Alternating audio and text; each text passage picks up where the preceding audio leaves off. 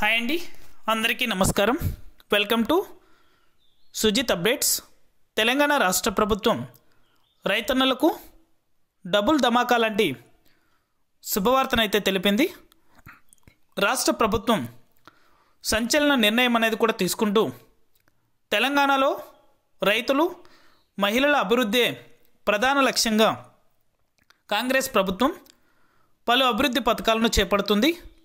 రాష్ట్ర ప్రభుత్వం రైతుల సంక్షేమానికి కట్టుబడి ఉంది.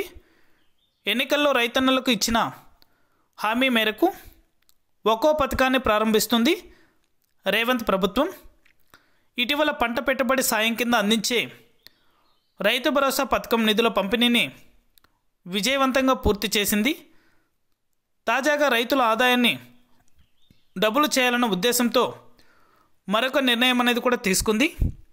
ఈ నిర్ణయం మేరకు రైతుల ఖాతాలలో 8,744.13 కోట్ల రూపాయలనైతే నేరుగా జమ చేయబోతుంది. ఇక ఏ పథకానికి సంబంధించి డబ్బులు అనేది కూడా జమ అవుతున్నాయి, ఈ పథకానికి సంబంధించి ఏ రైతులు అర్హులుగా ఉన్నారు, ఏ తేదీ నుండి ఈ డబ్బులు అనేది కూడా రైతుల ఖాతాలలో జమ చేస్తారు, జిల్లాల వారీగా చూసుకుంటే ఏ జిల్లాల రైతుల ఖాతాలలో డబ్బులు జమ అవుతాయి, పూర్తి వివరాలు కూడా ఈ వీడియోలో మనం తెలుసుకుందాం. ఇంకా మన ఛానల్ని ఎవరైనా సబ్స్క్రైబ్ చేసుకొని వాళ్ళు వెంటనే సబ్స్క్రైబ్ చేసుకొని సపోర్ట్ చేయండి. తెలంగాణలోని రైతన్నలకు మరో గుడ్ న్యూస్ చెప్పింది రాష్ట్ర ప్రభుత్వం. 6 గ్యారెంటీల్లో భాగంగా రైతన్నలకు ఇచ్చిన హామీలను ఒక్కొక్కటిగా ప్రారంభిస్తూ వస్తుంది రాష్ట్ర ప్రభుత్వం. ఇప్పటికే రైతు భరోసా నిధులను రికార్డు స్థాయిలో మొత్తం 69.39 లక్షల మంది రైతులకు గాను 8,744.13 కోట్లను రైతుల ఖాతాలలో జమ చేసింది రేవంత్ సర్కార్.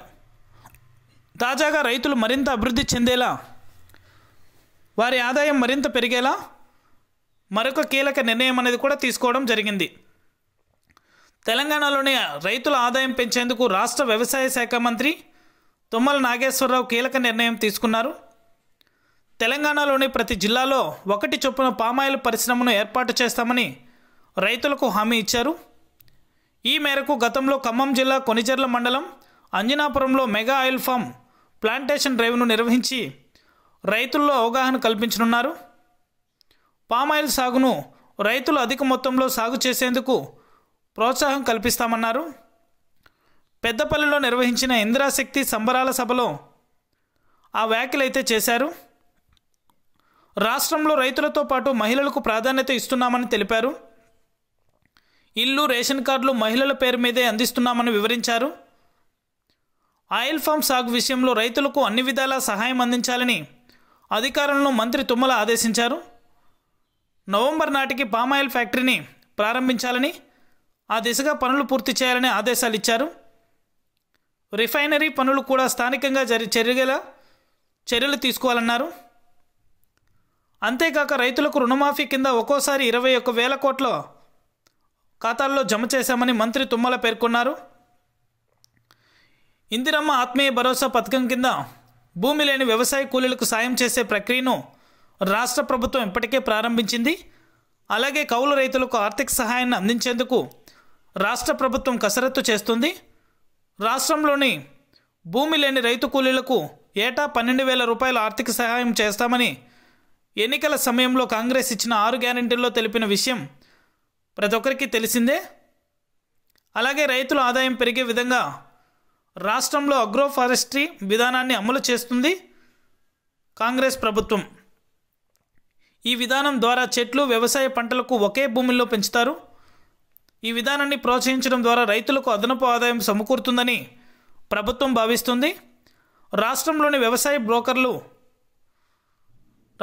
వ్యవసాయ బోర్లకు సోలార్ ప్లాంట్స్ను ఏర్పాటు చేయనుంది.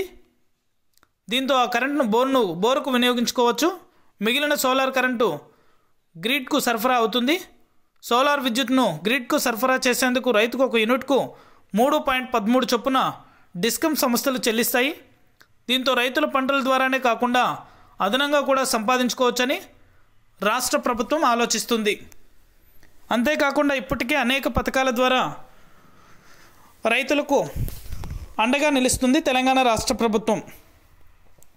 త్వరలోనే పామ్ ఆయిల్ ఫ్యాక్టరీలు అనేది కూడా రైతుల ద్వారా పంపిణీ చేయబోతుంది. తెలంగాణ రాష్ట్ర వ్యాప్తంగా రైతులకు సంబంధించి ఎటువంటి చిన్న అప్డేట్ వచ్చినా సరే మన ఛానల్ ద్వారా ప్రతి ఒక్కరికి కూడా తెలియజేస్తాను. ఇది అప్డేట్. వీడియో నచ్చితే లైక్ చేయండి, మీ ఫ్రెండ్స్ అండ్ ఫ్యామిలీకి మీకు తెలిసిన వారికి కూడా షేర్ చేయండి. Thank you for watching our video.